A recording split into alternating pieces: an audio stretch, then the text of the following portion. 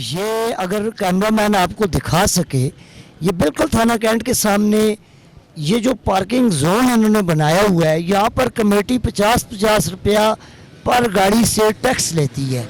यहाँ पर ये रोड के ऊपर खुद गाड़ियाँ लगाते हैं और उसके बाद फिर ये खुद इन लोगों के साथ ये मुझे बताएं कि जब यहाँ पर कमेटी या उसके अरबाब इख्तियार यहाँ पर खुद ही पार्किंग बनवाते हैं, यहाँ पर साथ पार्किंग प्लाजा भी बना हुआ है, यहाँ पर फी गाड़ी से 50 रुपया लेते हैं, तो क्या ट्रैफिक जाम नहीं होगी?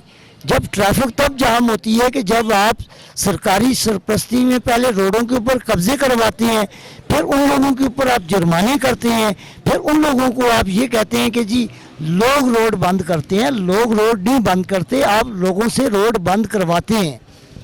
यहाँ पर ये जो नाजायज़ पार्किंग, हर बाज़ार के अंदर कमेटी ने पार्किंग जोन बनाया हुआ है।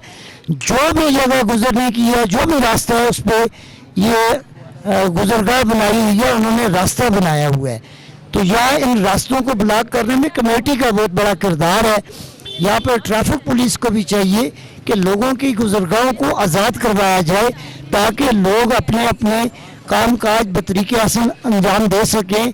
यहाँ पर बाज़ारों के अंदर गाड़ियों की भरमार है, यहाँ पर रेहड़ियों की भरमार है, कोई पूछने वाला नहीं है।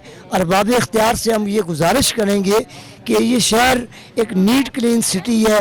आज ये शहर कचरा कूड़ी बना हुआ है।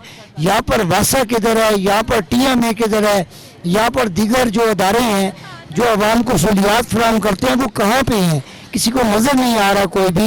ये शहर के अंदर जो आज आवाम के लिए मुश्किलात और परेशानियों का बायस बनने वाली जो चीज़ें हैं, ये इनकी इस्लाह अहवाल की तवक्को है। अवामी नुमाइंदों से भी ये गुजारिश है कि वो इन इशूज़ पे आवाम की बात ज़रूर करें ताकि आवाम को